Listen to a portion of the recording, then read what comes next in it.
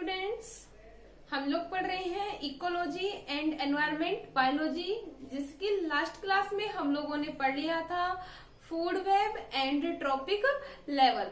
अब हम आज की क्लास में बात करेंगे इकोलॉजिकल पिरामिड्स की। तो देखिए students, what is ecological pyramids या पारिस्थितिकी स्तूप क्या होते हैं। आज का अपना जो टॉपिक है वो है इकोलॉजिकल पिरामिड्स।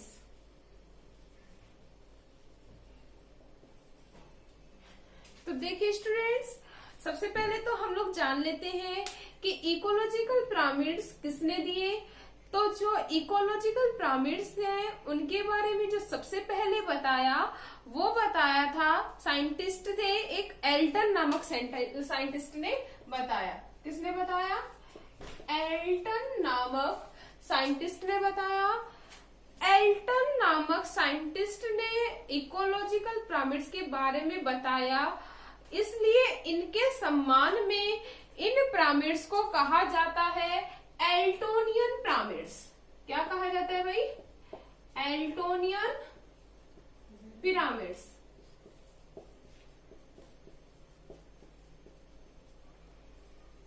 ओके, इतना क्लियर है आप सभी के। अब हम बात करते हैं व्हाट इज इकोलॉजिकल पिरामिड्स या पारिस्थितिकी स्तूप क्या होते हैं।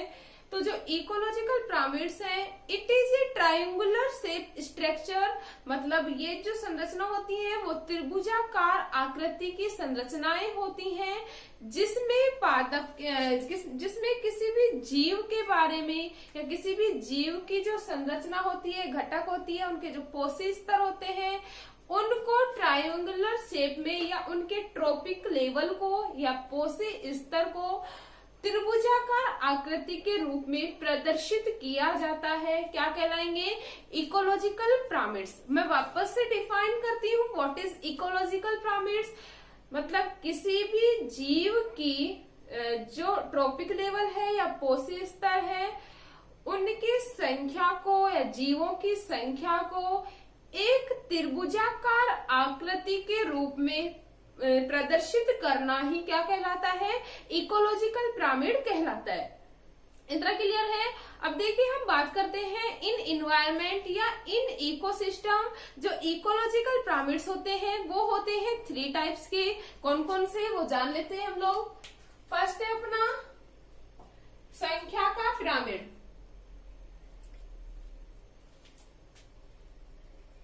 फर्स्ट संख्या के पिरामिड।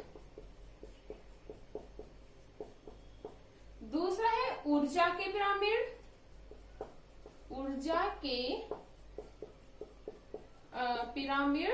एंड जो थर्ड होते हैं वो होते हैं जैव भार के पिरामिड।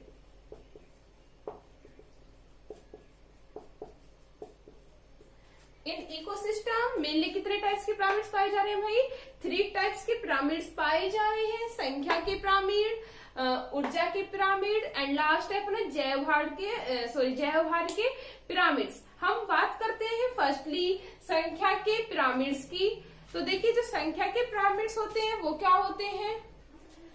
इसमें जो जीव होते हैं उनकी संख्या को शो किया जाता है। मोस्टली में हम इजीली डेफिनेशन में बात करें तो क्या होगा संख्या के pyramids? We all know that जो बड़े जीव होते हैं उनके कंपेयर में जो छोटे जीव होते हैं उनकी संख्या क्या होती है भाई? अधिक होती है। तो जो संख्या के पिरामिड्स होते हैं वो उल्टे भी बन सकते हैं और सीधे भी बन सकते हैं। मतलब जो बड़े जीव होते हैं उनकी संख्या कम होती है, जबकि जो छोटे जीव होते हैं उनकी संख्या ज्यादा होती है। तो ये जो संख्या के पिरामिड बनते हैं वो इकोसिस्टम में उल्टे भी बनते हैं और सीधे भी बनते हैं। अब हम संख्या के पिरामिड में एग्जाम्पल की बात कर लेते हैं। तो हम 2 एग्जाम्पल देखेंगे।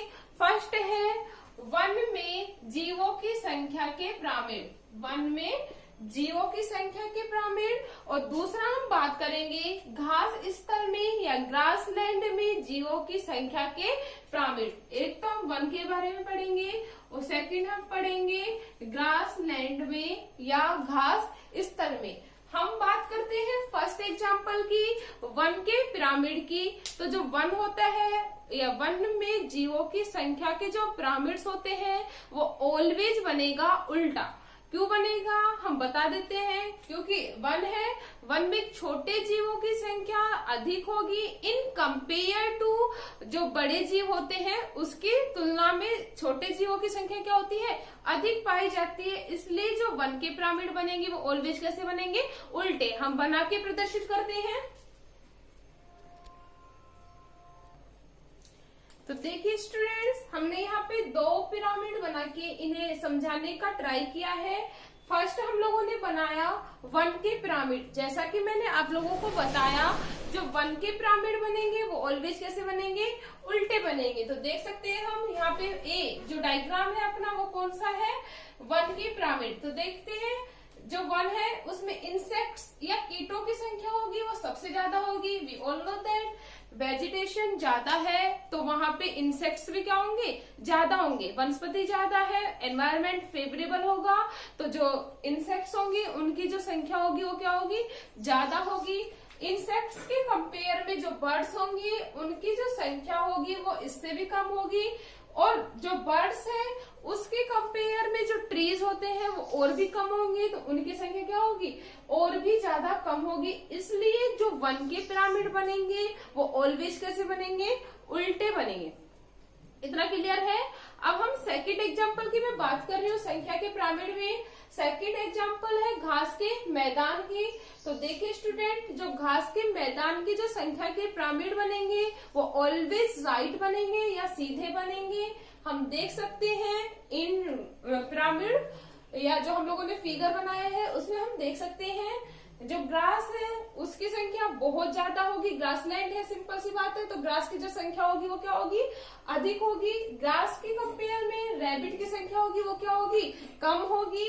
और रैबिट के कंपेयर में जो फॉक्स है उनकी संख्या और भी कम होगी। और जो फॉक्स है उसके कंपेयर में जो लॉयन है उनकी संख्या क्या होगी, और भी कम पाई जाएगी। इसलिए जो घास में संख्या का जो पिरामिड बनेगा या घास के मैदान में जो संख्या का पिरामिड बनेगा वो ऑलवेज कैसा बनेगा, अपराइट बनेगा या सीधा बनता है। इतना क्लियर है स्टूडेंट। ये था अपना संख्या के पिरामिड, मतलब किसी भी जीव की संख्या को या उनके संख्या या जैवभार को हम लोग एक स्तूपाकार आकृति में प्रदर्शित करते हैं। इसे ही क्या कहा जा रहा है, इकोलॉजिकल पिरामिड। इतना क्लियर है। अब मैं सेकंड बात करती हूँ ऊर्जा के पिरामिड की। अब हम बात कर रहे हैं ऊर्जा के पिरामिड की। तो सबसे इम्पोर्टेंट बात स्टूडेंट्स, जो ऊर्जा के पिरामिड्स बनेंगे वो ऑलवेज बनेंगे अपराइट या ऑलवेज सीधे बनते हैं। उसका मेन रीजन क्या है कि जैसे जैसे हम कोशिश स्तर में धीरे धीरे देखेंगे, जो ट्रॉपिक लेवल होगा या जो ऊर्जा की जो मात्रा होती है वो प्रत्येक लेवल में धीरे धीरे घटती हुई जाती है। इसलिए जो ऊर्जा के पिरामिड बनेंगे ऑलवेज कैसे बनेंगे, सीधे बनेंगे। क्योंकि 1 trophic level to another trophic level energy का जो ट्रांसफर होता है वो कम होता जाता है, जिससे जो जीव होते हैं उसमें ऊर्जा की जो मात्रा होगी वो कम मिलेगी और जो पिरामिड्स मिलेंगे हमें कैसे मिलेंगे, सीधे प्राप्त होंगे। हम लोग दूसरी भाषा में बोल सकते हैं कि जो ऊर्जा के पिरामिड्स होते हैं वो पोषी विशिष्ट होते हैं। मतलब ये जो पिरामिड्स होते हैं विशिष्ट पोषण के स्तर को क्या करते हैं, प्रदर्शित करते हैं। इतना क्लियर है आप सभी के। हम लोग इसे भी डायग्राम के द्वारा समझ लेते हैं। तो स्टूडेंट्स, हम लोग देख लेते हैं एग्जाम्पल ऊर्जा के पिरामिड का। ऊर्जा के पिरामिड के लिए हम एग्जाम्पल लेते हैं सिल्वर स्प्रिंग का, जो फ्लोरिडा में ऊर्जा के पिरामिड के लिए हम लोगों ने एग्जाम्पल दिया है। हम लोग देखते हैं कि इसमें जो एनर्जी का जो मैंने बताया था आप लोगों को कि जो एनर्जी है या ऊर्जा के जो पिरामिड्स हैं ऑलवेज अपराइट बनेंगे, क्योंकि जैसे जैसे ट्रॉपिक लेवल बढ़ते जाते हैं एनर्जी जो होती है उसका लेवल क्या हो जाता है, कम होता जाता है। तो हम लोग देख सकते हैं एनर्जी के पिरामिड में जो फर्स्ट प्रोड्यूसर की जो एनर्जी है वो कितनी है 20,810। उसके बाद एनर्जी और डाउन हो जाती है हर्बीवोर्स में, वो कितनी हो जाती है 3,368। उसके बाद कार्निवोर्स की अगर हम बात करें तो बचती है वो 383। और लास्ट हम लोग बात करें टॉप कार्निवोर्स की, तो टॉप कार्निवोर्स में एनर्जी का जो ट्रांसफर होता है उसका लेवल या एनर्जी का जो लेवल होता है वो और ज्यादा डिक्रीज हो जाता है, और वो ऑलमोस्ट कितना बचता है 21 किलो कैलोरी एनर्जी का यूज कर पाते हैं कौन, टॉप कार्निवोर्स। तो ये था अपना ऊर्जा के पिरामिड का डायग्राम, या ऊर्जा के पिरामिड को हम लोगों ने पिरामिड के रूप में से क्या किया, शो किया।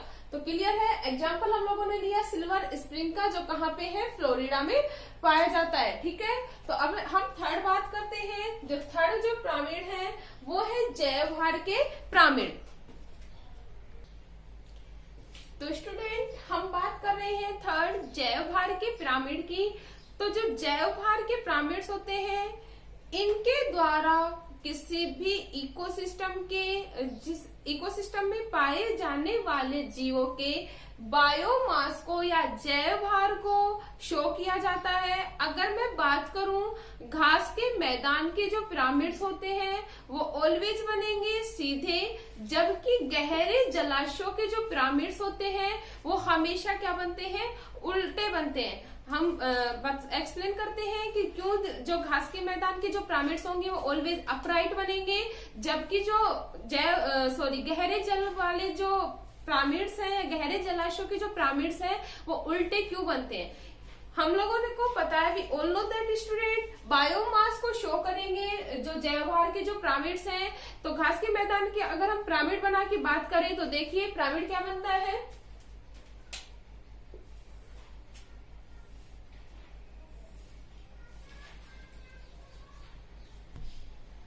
तो हम लोगों ने पिरामिड तैयार कर लिया है। हम लोग पिरामिड के थ्रू इसे एक्सप्लेन करते हैं। देखिए जैवभार की पिरामिड मैंने आप लोगों को बता दिया, बायोमास या इसके द्वारा हम लोग बायोमास को इंडिकेट करते हैं। ग्रास का वेट कम होगा, ग्रास की कंपेयर में ग्रास होपर का जो वेट होगा वो उससे अधिक होगा, इससे ज्यादा फ्रॉग का होगा, फ्रॉग के बाद स्नेक का, और सबसे ज्यादा जो उसका बायोमास होगा वो किसका होगा, होप का या बाज का। अगर हम बात करें, ये तो था किसका, ग्रासलैंड का जो पिरामिड है या घास के मैदान का पिरामिड है। अगर मैं बात करूं जलाशय के पिरामिड की, तो देखिए स्टूडेंट्स हम लोगों को पता है जलाशय के पिरामिड जो होंगे वो ऑलवेज क्या बनेंगे, उल्टे बनेंगे। एल्गी से ज्यादा जो बायोमास होगा वो जू प्लैंकटन का होगा या जंतु प्लवक का होगा। जंतु प्लवक से ज्यादा जो वेट होगा या बायोमास होगा स्मॉल फिशेज का होगा, और उसके बाद क्या होता है, लार्ज फिशेज का होता है। इतना क्लियर है। तो ये थे अपने ecological pyramids. Okay students, clear है आप सभी के? ओके।